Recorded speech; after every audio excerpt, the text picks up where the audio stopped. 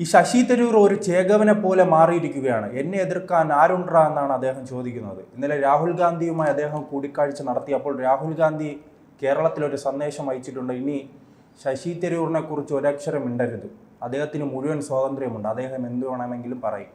പക്ഷേ ആരെങ്കിലും അനാവശ്യമായി അദ്ദേഹത്തെ ചൊറിയാൻ പോയാൽ പ്രശ്നമാകും. ഇപ്പോൾ കൂടുതൽ കരുത്തനായോ ശശി തരൂർ? തീർച്ചയായിട്ടും. കാരണം ശശി തരൂരിനെ കൊണ്ടുവരുന്നത് തന്നെ സോണിയാഗാന്ധിയാണ്. നെഹ്റുവിനെ കുറിച്ച് അദ്ദേഹം ഒരു പുസ്തകത്തിൽ വളരെ മനോഹരമായിട്ടുള്ള പരാമർശം നടത്തിയതിൻ്റെ പേരിലാണ് അദ്ദേഹത്തെ കോൺഗ്രസിലേക്ക് കൊണ്ടുവന്നത്. അതൊരു വിശ്വപൗരനാണ്. ഐക്യരാഷ്ട്രസഭ സെക്രട്ടറി ജനറൽ ആവാൻ വേണ്ടി മത്സരിച്ച അമേരിക്കയുടെ ചതി കൊണ്ട് മാത്രം തോറ്റുപോയ ഒരാളാണ്. നല്ല ഒരുപാട് പുസ്തകങ്ങൾ എഴുതിയിട്ടുള്ള പുസ്തകങ്ങളൊക്കെ പലതും ഞാൻ വായിച്ചിട്ടുണ്ട്. പുസ്തകത്തിൽ ചിലതിൽ തെറ്റുമുണ്ട്. അതായത് പ്രേം നസീർ കേരള രാഷ്ട്രീയത്തിലേക്ക് വരാൻ തുടങ്ങിയപ്പോൾ അദ്ദേഹം തോറ്റുപോയി എന്നാണ്. സ്ഥാനാർത്ഥിയായിട്ട് മത്സരിച്ച് അങ്ങനെ സംഭവിച്ചിട്ടില്ല. അദ്ദേഹം സ്ഥാനാർത്ഥിയായിട്ട് നിയോഗിച്ച ഒരാളാണ് തോറ്റുപോയത്. രാഷ്ട്രീയ രംഗത്ത് അദ്ദേഹം പോളിങ്ങിൽ ഇടപെട്ടിട്ടില്ല, തെരഞ്ഞെടുപ്പ് സ്ഥാനാർത്ഥിയായിട്ടില്ല. അപ്പോൾ ഞാൻ തിരുത്തി പറഞ്ഞിട്ടുണ്ട്. അങ്ങനെയുള്ള തെറ്റുകളൊക്കെ അബദ്ധങ്ങൾ വരുത്തുന്നെങ്കിലും അതിലൊരു ഒരു ദർശനം തീർച്ചയായിട്ടും ഉണ്ട്. സ്വന്തമായ ഒരു നിലപാടുള്ള ഒരു വ്യക്തിയായി തോന്നുന്നു. സ്വന്തമായിട്ട് നിലപാടുകളും അതുപോലെ പഠനവുമുള്ള ഒരു എത്ര കോടി രൂപയാണ് റോയൽറ്റി ഇനത്തിൽ തന്നെ കിട്ടുന്നതെന്നറിയാം. രാവിലെ 10 മണിക്ക് അദ്ദേഹം എണീക്കും, രാത്രി വൈകി വരെ പുസ്തക വായനയും എഴുത്തുമൊക്കെ ആയിട്ടാണ് അദ്ദേഹം പ്രത്യേകം ഹോട്ടൽ ലീലയിലൊക്കെയാണ് താമസിക്കുന്നത്. ഇത് MP ആവുന്നതിന് മുമ്പ്. അപ്പോൾ അദ്ദേഹത്തിന് ഞാൻ നേരിട്ട് പോയി അഭിമുഖം നടത്തിയിട്ടുള്ളത്. അപ്പോൾ അങ്ങനെയുള്ളൊരു മനുഷ്യനാണ് അദ്ദേഹം. വേറെ ചില തെറ്റുകളും ഞാൻ ചൂണ്ടിക്കാണിക്കുകയും ചെയ്തു. പല പുസ്തകങ്ങൾ വായിക്കുമ്പോൾ അതിൽ കോൺട്രഡിക്റ്റ് ചെയ്യുന്ന ഫാക്ട്സ്, അത് പോട്ടെ, നമ്മുടെ വിഷയം അതല്ലല്ലോ. അത് അദ്ദേഹം സമ്മതിക്കുകയും ചെയ്തിട്ടുണ്ട്. അങ്ങനെ തെറ്റുകൾ ചൂണ്ടിക്കാണിച്ചത് അത് വിനയപൂർവ്വം അദ്ദേഹം സമ്മതിച്ചു. അപ്പോൾ ഈ പറഞ്ഞതുപോലെ ഈ ശശി തരൂർ എന്ന് പറയുന്ന അതൊരു പോളിഗ്ലോട്ടാണ്. 14 ഭാഷകൾ അറിയാം, 14 രാജ്യങ്ങളിലെ രാഷ്ട്രീയം അദ്ദേഹം അറിയാം. ഈ വെസ്റ്റേൺ പൊളിറ്റിക്സിൻ്റെ ഒരു ഗുണമെന്ന് പറഞ്ഞു കഴിഞ്ഞാൽ അത് ഇപ്പോൾ ഭരണകക്ഷി ഒരു നല്ല കാര്യം ചെയ്യുക, അതിനെ അനുമോദിക്കും. അതാണ് അവരുടെ കൾച്ചർ. അതാണ് ശരിയായ പ്രതിപക്ഷം ചെയ്യേണ്ടത്. ഇന്ത്യയിൽ അതൊരിക്കലും ഉണ്ടാവുന്നില്ല, കേരളത്തിലും ഉണ്ടാവുന്നില്ല. നമ്മുടെ സംസ്കാരം എന്ന് പറഞ്ഞാൽ അറത്ത് മുറിച്ച് അങ്ങ് കീറി നല്ല ചെയ്യാൻ തീരുമാനിച്ചാൽ അത് നടപ്പിലാക്കാൻ സാധിക്കില്ല. അറത്ത് കീറി ഭിത്തിയിൽ അങ്ങ് ഒട്ടിപ്പിക്കുക. രാഹുൽ ഗാന്ധി ഫോളോ ചെയ്തുകൊണ്ടിരിക്കുന്നത് അതാ. VD സതീശനും ഒരു ഡ്രാക്കുളയെ പോലെ, ക്ഷമിക്കണം ആ വാക്ക് ഉപയോഗിച്ചതിന്, ചെയ്തുകൊണ്ടിരിക്കുന്നത് അതാണ്. അദ്ദേഹത്തെ അങ്ങ് അറ്റാക്ക് ചെയ്ത് ഇല്ലാതാക്കുക. അതല്ല ജനങ്ങൾക്ക് അതിനുള്ള വിശ്വാസ്യത നഷ്ടപ്പെടും. അങ്ങനെയുള്ള വിമർശനങ്ങൾക്ക് നല്ലതിനെ നിങ്ങൾ നല്ലതായിട്ട് അംഗീകരിക്കുക. അതൊരിക്കലും ഉണ്ടാവുന്നില്ല. നരേന്ദ്രമോദി അവിടെ സർജിക്കൽ സ്ട്രൈക്ക് നടത്തി പാകിസ്ഥാനെ വിറപ്പിച്ചു. അതുവരെ ഒരു പ്രധാനമന്ത്രിക്കും കഴിയാതിരുന്ന കാര്യം ചെയ്തപ്പോൾ പണ്ട് ശാസ്ത്രി ഒന്ന് ഞെട്ടിച്ചു. അതുകൊണ്ടായിരിക്കണം താഷ്കണ്ടിലിട്ട് അദ്ദേഹത്തെ കൊന്നത് പാകിസ്ഥാനാണെന്നൊരു സംശയം ഉണ്ടാവാൻ കാരണം. ശാസ്ത്രിയാണ് പിന്നെ ഞെട്ടിച്ചിട്ടുള്ളത്, ഇന്ദിരാഗാന്ധി ഒന്നുമല്ല, പാകിസ്ഥാനെ ഞെട്ടിച്ചിട്ടുള്ളത്. അപ്പോൾ അങ്ങനെയുള്ളൊരു സംഭവത്തിൽ അദ്ദേഹം തുറന്ന ഒരു അഭിപ്രായ പ്രകടനം നടത്തി എന്ന് വെച്ചാൽ അതാണ് ബ്രോഡ് മൈൻഡഡ് ആയിട്ടുള്ള ഒരു ഓപ്പോസിഷൻ ലീഡറുടെ ഭാഗത്തു നിന്നുണ്ടാകുന്നത്. ഇന്ത്യയുടെ പുരോഗതി എന്ന് പറയുന്നത് ഈ വാചകമടിയല്ല. നമ്മുടെ രാജീവ് വാചകമടിയിലൂടെയാണ് പുരോഗതി ഉണ്ടാകുന്നത്. നമ്മൾക്ക് ഫീൽ ചെയ്യണം. കേരളത്തിൽ ആർക്കെങ്കിലും ഫീൽ ചെയ്യുന്നുണ്ടോ പുരോഗതി ഉണ്ടായിട്ടുണ്ടോ? ഇല്ല, വരുന്നില്ല. പക്ഷേ നിതി ആയോഗിൻ്റെ ഈസ് ഓഫ് ഡൂയിങ് ബിസിനസ് അതിലൊക്കെ എപ്പോഴും റാങ്ക് നേടാറുണ്ട്. സ്റ്റാർട്ടപ്പുകളുടെ എണ്ണം കൂടുന്നുണ്ട്.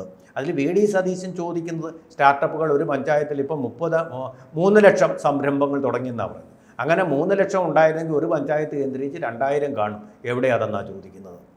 ഈ സ്റ്റാർട്ടപ്പുകളായിട്ടുള്ള വ്യവസായങ്ങൾ തുടങ്ങുന്നത് അങ്ങനെ കാണത്തക്ക രീതിയിലല്ല.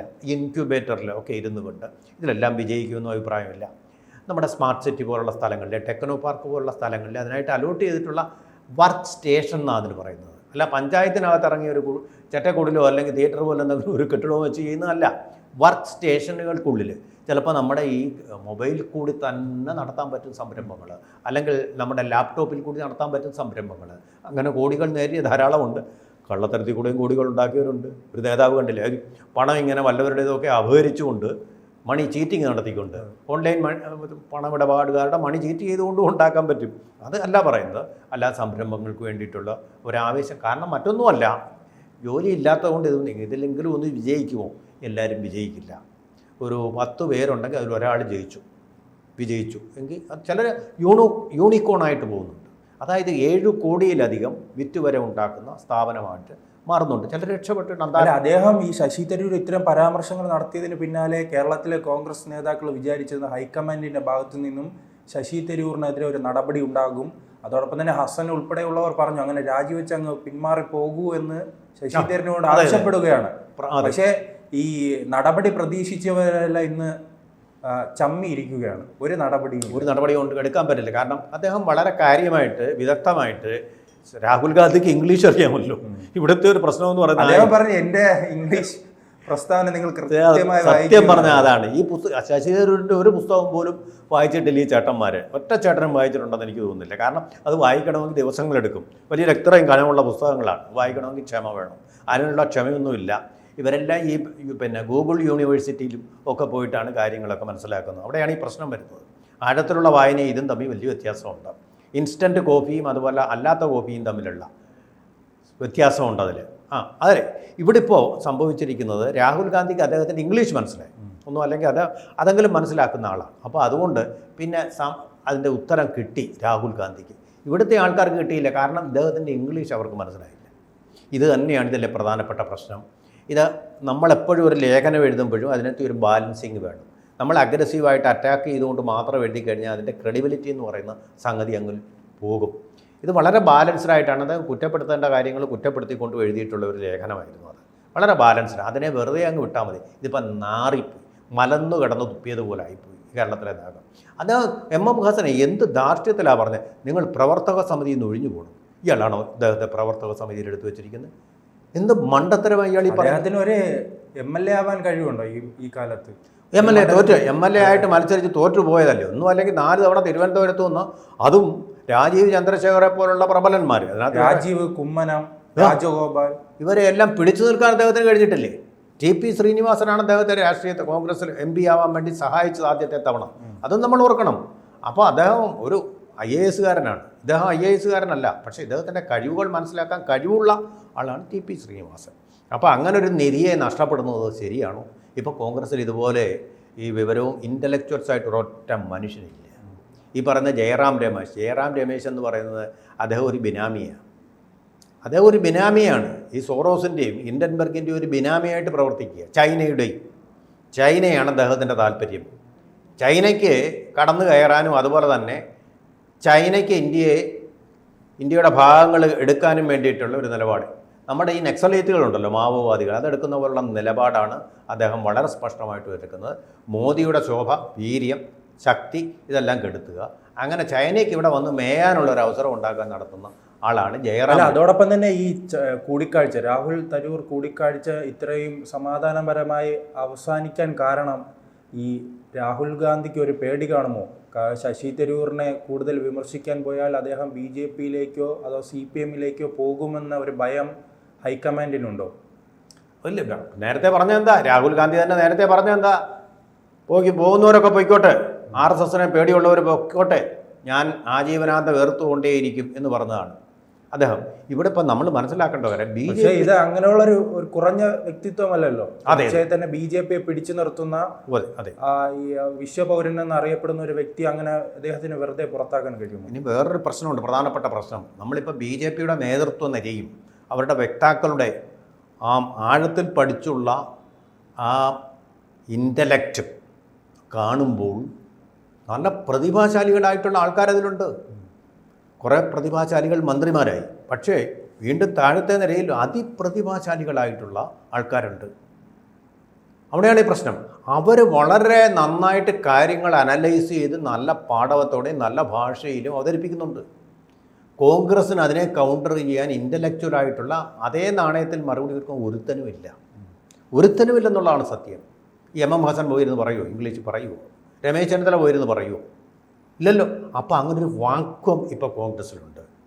ഇപ്പോൾ രാഹുൽ ഗാന്ധി മനസ്സിലാക്കി, പോകുന്നവരെല്ലാം പോകട്ടെ. അങ്ങനെ കുറേ ബുദ്ധിജീവികൾ പോയി, ഗ്രൂപ്പ് ഓഫ് 23 or 28 ആ കൂട്ടത്തിൽ കുറേ പേരങ്ങ് പോയി. ഗുലാം നബി ആസാദ് മാത്രമല്ല, കുറേ പേര് വളരെ ബുദ്ധിപരമായിട്ട് കാര്യങ്ങൾ അവതരിപ്പിച്ചിരുന്ന ആൾക്കാർ, കൺവിൻസിങ് ആയിട്ട്.